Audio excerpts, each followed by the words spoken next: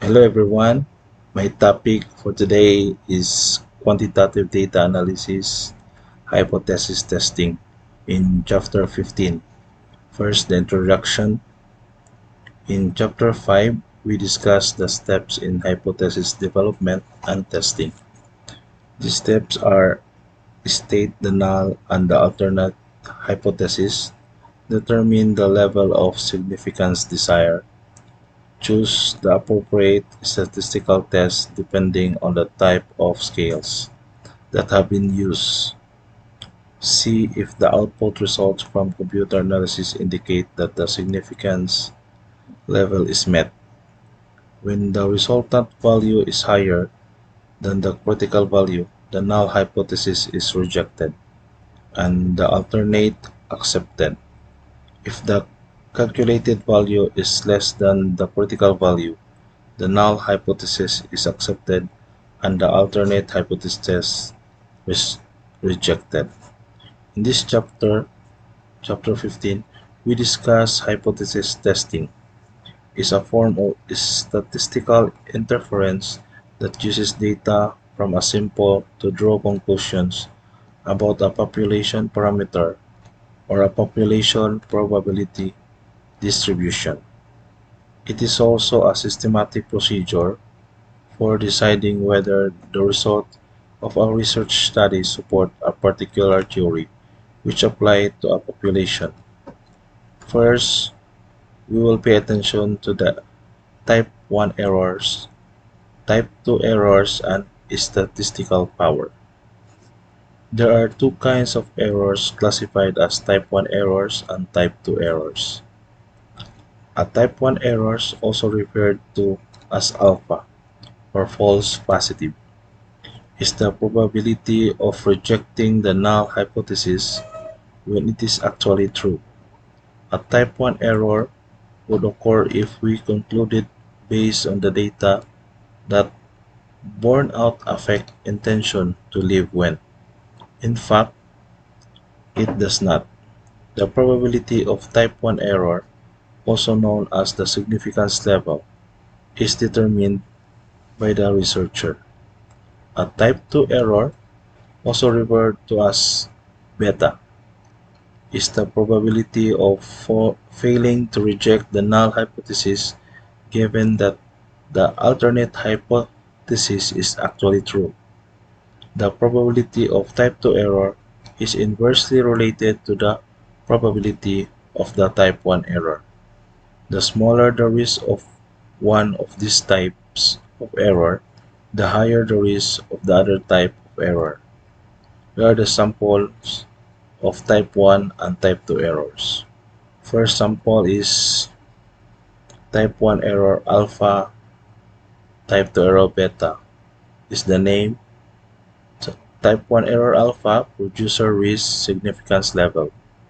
Type 2 error beta, consumer risk. 1 minus error is called type 1 error confidence level. Type 2 error power of the test. Example of fire alarm, type 1 error, first false fire alarm leading to inconvenience. Type 2 error, misfire leading to disaster.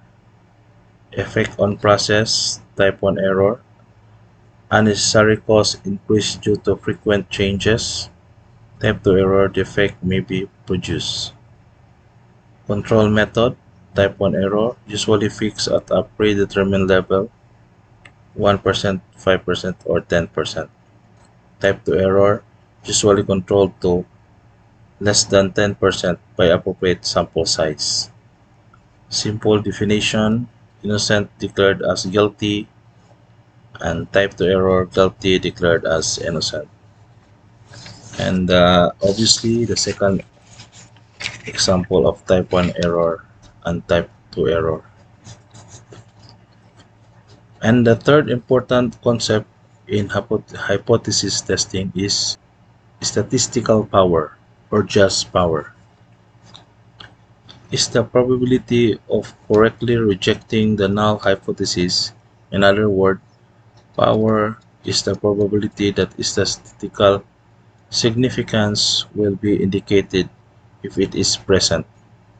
Statistical power depends on, first, alpha, the statistical significance criterion used in the test. If alpha moves closer to zero, then the probability of finding an effect where there is an effect decreases.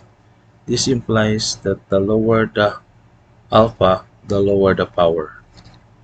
The higher the alpha, the higher the power. Second, effect size. The effect size is the size of a difference or the strength of relationship in the population. A large difference in the population is more likely to be found than a small difference, similarity, or relationship. The third, the size of the sample. At a given level of alpha, increased sample size lead to more accurate parameter estimates. Thus, increased sample size lead to a higher probability of finding what we're looking for. However, increasing the sample size can also lead to much power, because even very small effect will be found to be stati- statistically significant. Along this line, there are four interrelated components that affect the inference you might draw from a statistical test in a research project: the power of the test, the alpha, the effect size, and the sample size.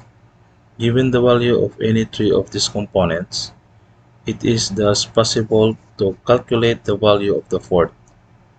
Generally, it is recommended to establish the power, the alpha, and the precision, the effect size of a test first, and then, based on the value of these components, determine as appropriate sample size. For example, a study that has an 80% power means the study has an 80% chance of test having significant result, meaning it is equal. And in the example below is what we call statistical power. Clearly explained, they are level and equal. Thank you.